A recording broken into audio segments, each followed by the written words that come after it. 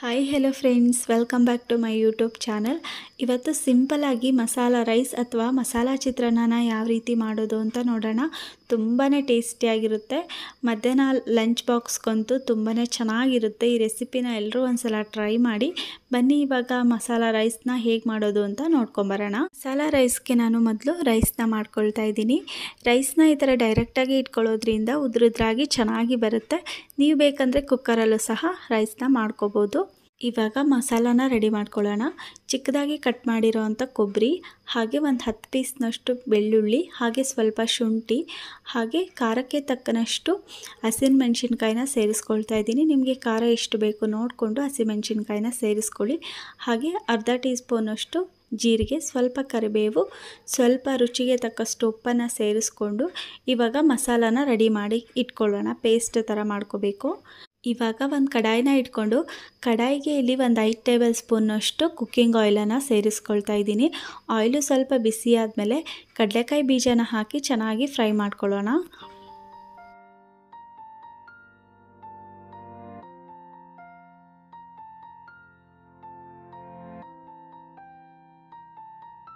ಇವಾಗ ಒಂದು ಸ್ವಲ್ಪ ಕಡಲೆಬೇಳೆನ ಸೇರಿಸ್ಕೊಳ್ತಾ ಇದ್ದೀನಿ. ಕಡಲೆಬೇಳೆ ಮತ್ತು ಕಡಲೆಕಾಯಿ ಬೀಜನ ಚೆನ್ನಾಗಿ ಎಣ್ಣೆಯಲ್ಲಿ ಫ್ರೈ ಮಾಡಿಕೊಂಡು ಎತ್ತಿಟ್ಕೊಳ್ಳೋಣ.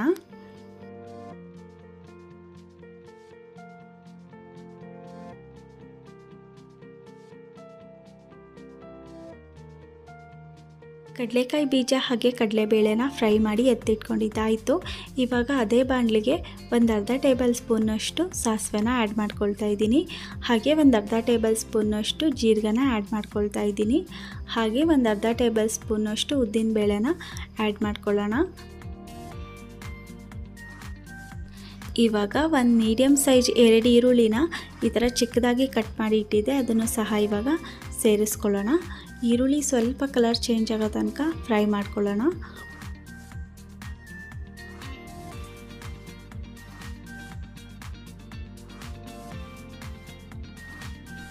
ಸ್ವಲ್ಪ ಕರಿಬೇವನ್ನು ಆ್ಯಡ್ ಮಾಡ್ಕೊಳ್ತಾ ಇದ್ದೀನಿ. ಚೆನ್ನಾಗಿ ಇವಾಗ ಫ್ರೈ ಮಾಡ್ಕೊಳ್ಳೋಣ.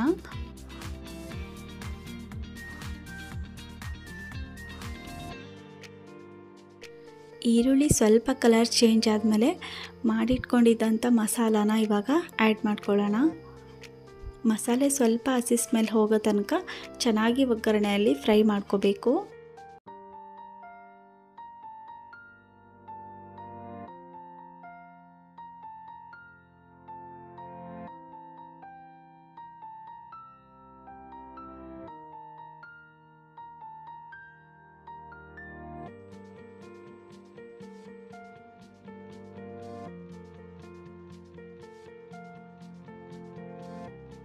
ಒಂದು ನಿಂಬೆಹಣ್ಣಿನ ಗಾತ್ರದಷ್ಟು ಹುಣಸೆ ಹಣ್ಣನ್ನು ನೆನೆಸಿಟ್ಟಿದ್ದೆ.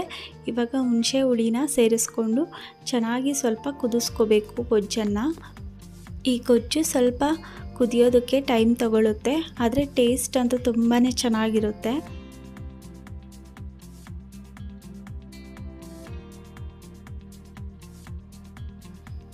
ಇವಾಗ ಒಂದು 1/4 ಟೀ ಸ್ಪೂನಷ್ಟು ಅರಿಶಿಣ ಪೌಡರನ್ನು ಸೇರಿಸ್ಕೊಳ್ತಾ ಇದ್ದೀನಿ. ಅರಿಶಿಣ ಪೌಡರ್ನ ಸೇರಿಸಿ ಚೆನ್ನಾಗಿ ಒಂದ್ಸಲ ಮಿಕ್ಸ್ ಮಾಡ್ಕೊಳ್ಳೋಣ.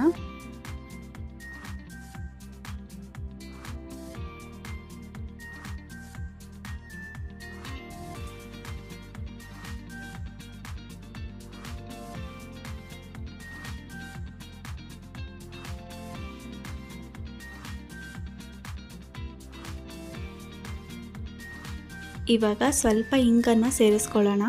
ಈ ಗೊಜ್ಜು ಸ್ವಲ್ಪ ರೆಡಿ ಆಗೋಕ್ಕೆ ಟೈಮ್ ತಗೊಳ್ಳುತ್ತೆ, ಆದರೆ ಟೇಸ್ಟ್ ಅಂತೂ ತುಂಬಾ ಚೆನ್ನಾಗಿರುತ್ತೆ.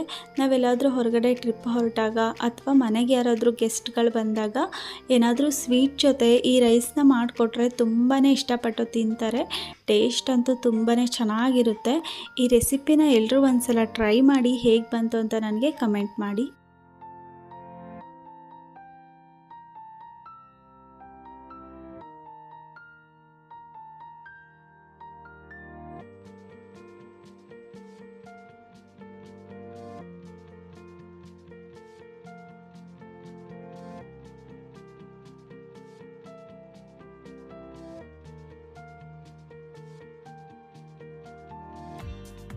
ನೋಡಿ ಫ್ರೆಂಡ್ಸ್, ಇವಾಗ ಸೂಪರಾಗಿ ಗೊಜ್ಜು ರೆಡಿಯಾಗಿದೆ.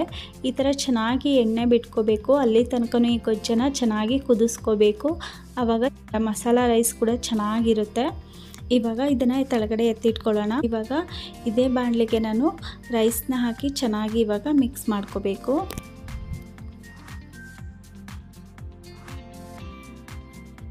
ನೋಡಿ, ಈ ಥರ ಉದ್ರುದ್ರಾಗಿ ರೈಸ್ನ ಮಾಡ್ಕೋಬೇಕು. ಆವಾಗ ಮಸಾಲ ರೈಸ್ ಚೆನ್ನಾಗಿ ಬರುತ್ತೆ.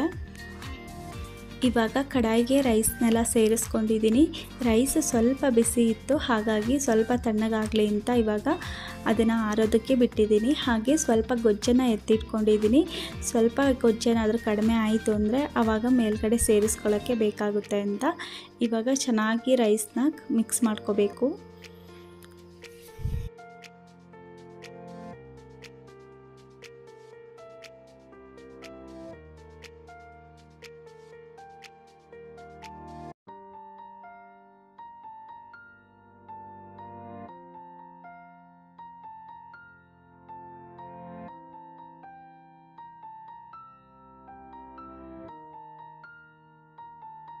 ಇವಾಗ ರೈಸ್ನೆಲ್ಲ ಚೆನ್ನಾಗಿ ಮಿಕ್ಸ್ ಮಾಡ್ಕೊಂಡಿದ್ದಾಯಿತು. ಇವಾಗ ಇದಕ್ಕೆ ಹುರಿದಿಟ್ಕೊಂಡಿದ್ದಂಥ ಕಡಲೆಕಾಯಿ ಬೀಜ ಹಾಗೆ ಕಡಲೆಬೇಳೆನ ಸೇರಿಸ್ಕೊಂಡು ಇವಾಗ ಚೆನ್ನಾಗಿ ಒಂದು ಸಲ ಮಿಕ್ಸ್ ಕೊಡೋಣ. ನೋಡಿ ಫ್ರೆಂಡ್ಸ್, ಸೂಪರ್ ಟೇಸ್ಟಿಯಾಗಿರುವಂಥ ಮಸಾಲ ರೈಸ್ ಅಥವಾ ಮಸಾಲ ಚಿತ್ರಾನ್ನ ಇವಾಗ ರೆಡಿಯಾಗಿದೆ. ಈ ರೆಸಿಪಿ ನಿಮ್ಮೆಲ್ರಿಗೂ ಇಷ್ಟ ಆಗಿರುತ್ತೆ ಅಂತ ಅಂದ್ಕೊಳ್ತೀನಿ. ಇಷ್ಟ ಆದರೆ ಪ್ಲೀಸ್ ಒಂದು ಲೈಕ್ ಮಾಡಿ, ಶೇರ್ ಮಾಡಿ, ಕಮೆಂಟ್ ಮಾಡಿ. ಹಾಗೆ ಇನ್ನೂ ಯಾರೆಲ್ಲ ನಮ್ಮ ಚಾನಲ್ನ ಸಬ್ಸ್ಕ್ರೈಬ್ ಮಾಡ್ಕೊಳ್ಳದೆ ನೋಡ್ತಿದ್ದೀರಾ, ಪ್ಲೀಸ್ ಇವಾಗಲೇ ಹೋಗಿ ಸಬ್ಸ್ಕ್ರೈಬ್ ಮಾಡ್ಕೊಂಡು ನೋಡಿ. ಹಾಗೆ ಪಕ್ಕದಲ್ಲಿರುವಂಥ ಬೆಲ್ ಐಕನ್ನ ಕ್ಲಿಕ್ ಮಾಡಿ. ನಾನು ಮಾಡೋ ಪ್ರತಿಯೊಂದು ವೀಡಿಯೋದ ನೋಟಿಫಿಕೇಷನ್ಸ್ ಕೂಡ ನಿಮಗೆ ಮೊದಲು ಬರುತ್ತೆ. Thanks for watching friends. See you the next video.